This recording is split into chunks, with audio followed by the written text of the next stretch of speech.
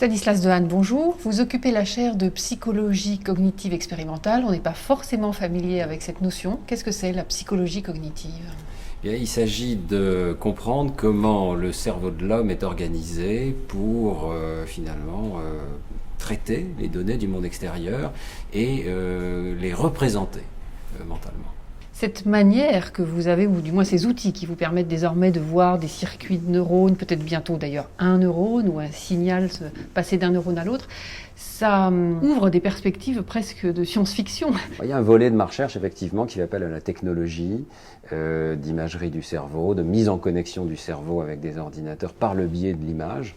Et oui, la perspective change, mais mon travail dans le cours consiste aussi à dissiper certains fantasmes. On ne passera jamais sous un portique d'aéroport en étant scanné en une seconde. Voyez. Maintenant, c'est pure science-fiction, ça. On ne lira pas dans les pensées, ou en tout cas pas avant quelques années. Les choses changent et tout dépend aussi de l'attitude de la personne. Voyez.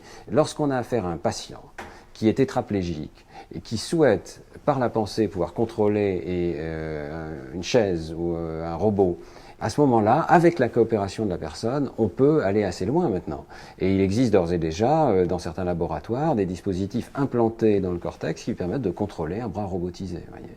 Et nous travaillons, nous, activement sur la question du décodage de la conscience résiduelle chez certains patients comateux ou en état végétatif qui sont apparemment non conscients, mais on sait en fait que certains d'entre eux ont conservé la conscience.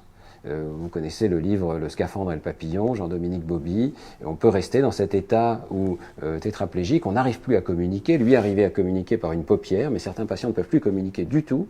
Et c'est dramatique, évidemment, d'imaginer une personne perdue dans sa conscience, sans être capable de manifester au monde extérieur qu'elle n'est pas dans un état végétatif. Elle est en lien passivement avec le monde extérieur, mais elle ne peut pas le faire savoir. Exactement.